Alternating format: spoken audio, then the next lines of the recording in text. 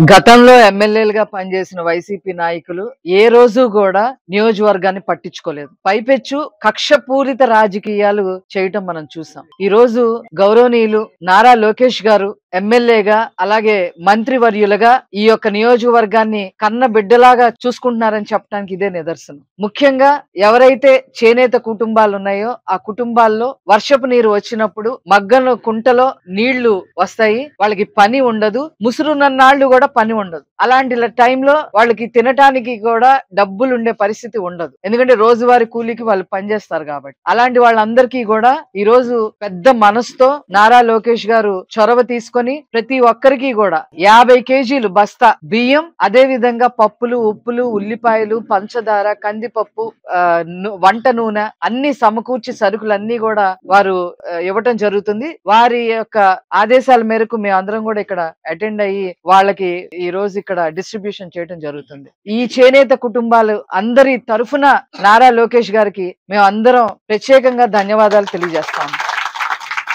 గతంలో ఎమ్మెల్యేలుగా పనిచేసిన వైసీపీ నాయకులు ఏ రోజు కూడా నియోజకవర్గాన్ని పట్టించుకోలేదు. పైపెచ్చు కక్షపూరిత రాజకీయాలు చేయటం మనం చూసాం. ఈ రోజు గౌరవనీయులు నారా లోకేష్ గారు ఎమ్మెల్యేగా అలాగే మంత్రివర్యులుగా ఈ యొక్క నియోజకవర్గాన్ని కన్న బిడ్డలాగా చూసుకుంటున్నారని చెప్పడానికి ఇదే నిదర్శనం. ముఖ్యంగా ఎవరైతే చేనేత కుటుంబాలు ఉన్నాయో ఆ కుటుంబాల్లో వర్షపు నీరు వచ్చినప్పుడు మగ్గన కుంటలో నీళ్లు వస్తాయి, వాళ్ళకి పని ఉండదు, ముసురున్నన్నాళ్లు కూడా పని ఉండదు. అలాంటి టైంలో వాళ్ళకి తినటానికి కూడా డబ్బులు ఉండే పరిస్థితి ఉండదు, ఎందుకంటే రోజువారీ కూలీకి వాళ్ళు పనిచేస్తారు కాబట్టి. అలాంటి వాళ్ళందరికీ కూడా ఈ రోజు పెద్ద మనసుతో నారా లోకేష్ గారు చొరవ తీసుకొని ప్రతి ఒక్కరికి కూడా 50 కేజీలు బస్తా బియ్యం, అదే విధంగా పప్పులు, ఉప్పులు, ఉల్లిపాయలు, పంచదార, కందిపప్పు, వంట నూనె అన్ని సమకూర్చి సరుకులన్నీ కూడా వారు ఇవ్వటం జరుగుతుంది. వారి యొక్క ఆదేశాల మేరకు మేము అందరం కూడా ఇక్కడ అటెండ్ అయ్యి వాళ్ళకి ఈ రోజు ఇక్కడ డిస్ట్రిబ్యూషన్ చేయడం జరుగుతుంది.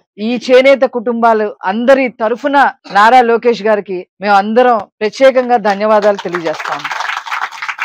గతంలో ఎమ్మెల్యేలుగా పనిచేసిన వైసీపీ నాయకులు ఏ రోజు కూడా నియోజకవర్గాన్ని పట్టించుకోలేదు. పైపెచ్చు కక్షపూరిత రాజకీయాలు చేయటం మనం చూసాం. ఈ రోజు గౌరవనీయులు నారా లోకేష్ గారు ఎమ్మెల్యేగా అలాగే మంత్రివర్యులుగా ఈ యొక్క నియోజకవర్గాన్ని కన్న బిడ్డలాగా చూసుకుంటున్నారని చెప్పడానికి ఇదే నిదర్శనం. ముఖ్యంగా ఎవరైతే చేనేత కుటుంబాలు ఉన్నాయో ఆ కుటుంబాల్లో వర్షపు నీరు వచ్చినప్పుడు మగ్గన కుంటలో నీళ్లు వస్తాయి, వాళ్ళకి పని ఉండదు, ముసురున్నన్నాళ్లు కూడా పని ఉండదు. అలాంటి టైంలో వాళ్ళకి తినటానికి కూడా డబ్బులు ఉండే పరిస్థితి ఉండదు, ఎందుకంటే రోజువారీ కూలీకి వాళ్ళు పనిచేస్తారు కాబట్టి. అలాంటి వాళ్ళందరికీ కూడా ఈ రోజు పెద్ద మనసుతో నారా లోకేష్ గారు చొరవ తీసుకొని ప్రతి ఒక్కరికి కూడా 50 కేజీలు బస్తా బియ్యం, అదే విధంగా పప్పులు, ఉప్పులు, ఉల్లిపాయలు, పంచదార, కందిపప్పు, వంట నూనె అన్ని సమకూర్చి సరుకులన్నీ కూడా వారు ఇవ్వటం జరుగుతుంది. వారి యొక్క ఆదేశాల మేరకు మేము అందరం కూడా ఇక్కడ అటెండ్ అయ్యి వాళ్ళకి ఈ రోజు ఇక్కడ డిస్ట్రిబ్యూషన్ చేయడం జరుగుతుంది.